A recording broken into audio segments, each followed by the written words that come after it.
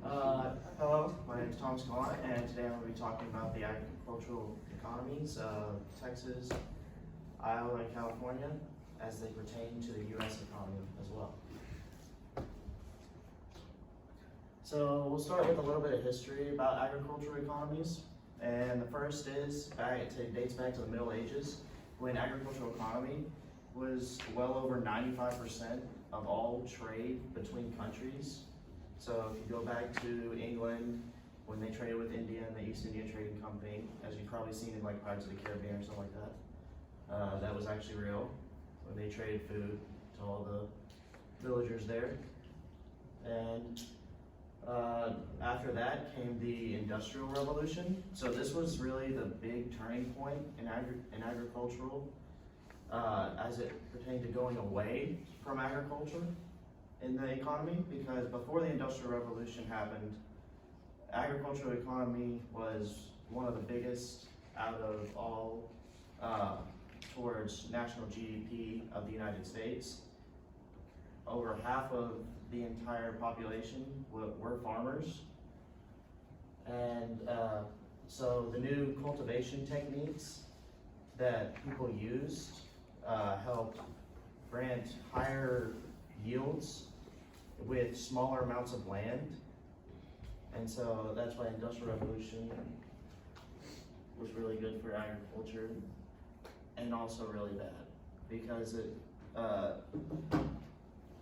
limited what the agricultural economy could do in terms of generating national GDP.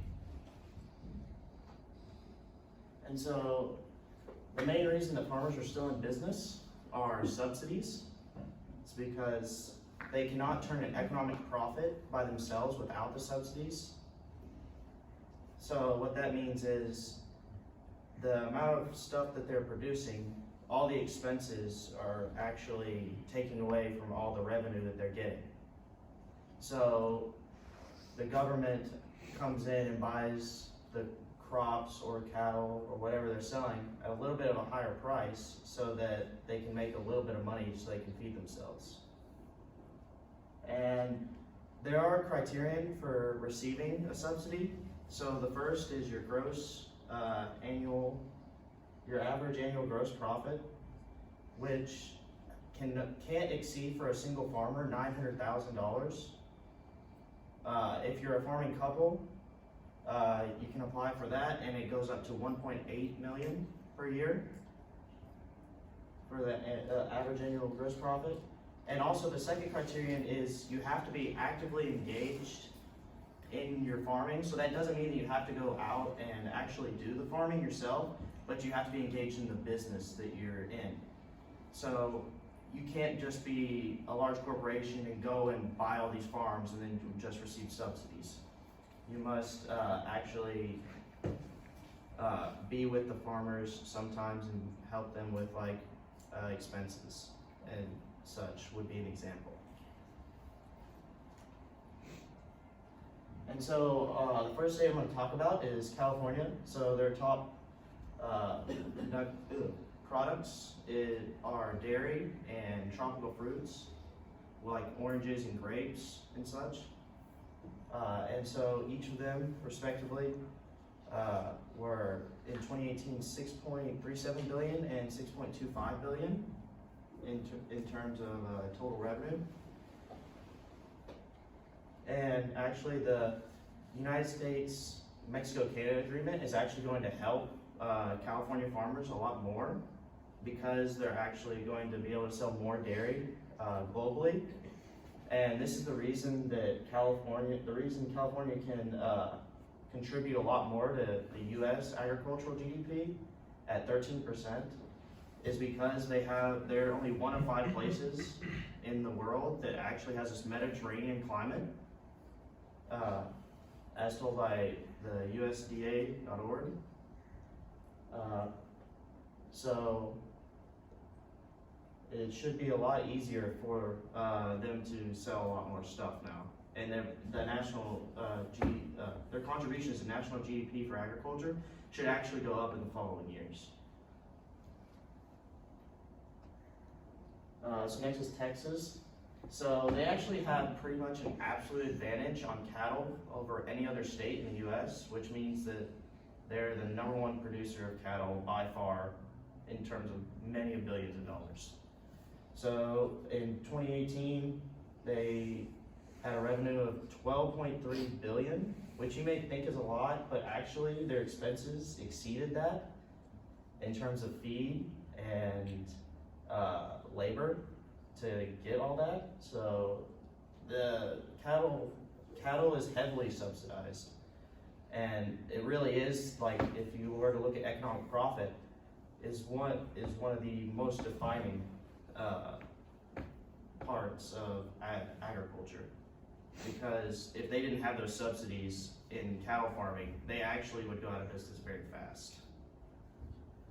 And the reason that Texas is able to do this, produce this many cattle every year, is because they do have the most farms out of any other state by over double. So 248,000 farms, the next closest is Missouri with 95,000 farms in their state.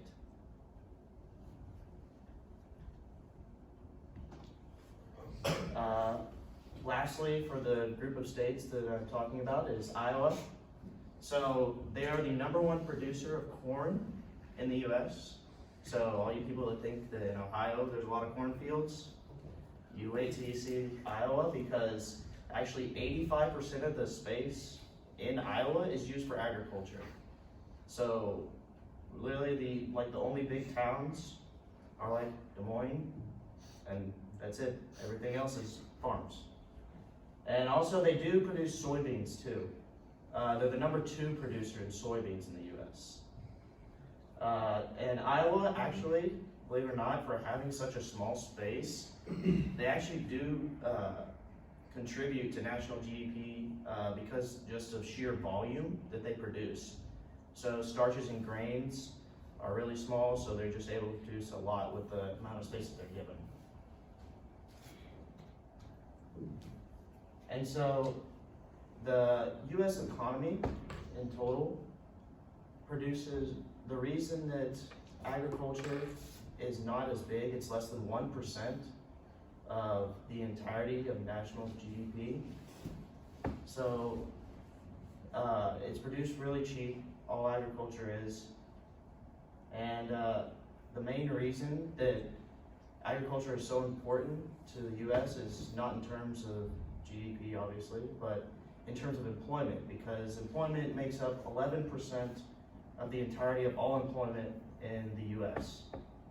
So if subsidies weren't there and such, you would actually lose approximately 10% of the 11%, because only the top farmers are going to be able to hang on in that situation without the subsidies. All of them will go bankrupt within a year. Even the big companies without subsidies, it's going to be really hard for them because they'll barely be able to survive. And also, a real big thing is exports and imports of agricultural products. And there's actually a surplus. And there's been a surplus for a long time, but 2018 was the lowest since 2006 at 10.9 billion. And there's actually a downtrend in terms of agriculture because we're actually importing 6% while only exporting 1% more than the previous year in 2017. And so the US, to fix this, there's some things they could do. Because the agricultural community is only less than 1% of national GDP, they're not really looking into it as much. But they could take away from other portions of the US economy, such as national defense, like just take a little bit to help out farmers. But in the end, it's really up to the US to decide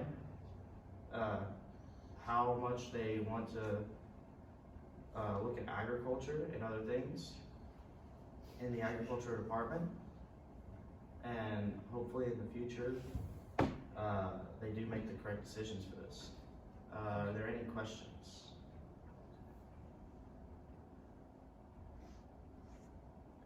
Have we reached the 10-minute mark? You know what? He just made it. is right at 10 minutes right now, okay? So is, any questions? Are you a farmer? Not, No, about yes. Have you ever like thought of how like subsidizing things affect farmers? Like so does like subsidize like affect more of like the crops, or does it affect more of like anything that they sell, or like what is? So basically it means that, so they'll sell a lot of their products, but they get most of their money, most of their revenue, I should say, like individual farmers from the government. Because if they don't get that individual subsidy from government, so there have been 28,000 farmers since 1995 that have gotten subsidies from the United States government. And a lot of those farmers wouldn't be here today if they didn't get those individual subsidies. So they sell probably at least 50% of their product to the government, which goes to meals like in school programs and feed, mostly feed. I'd say probably 80% of it's mostly feed for like cattle and stuff like that.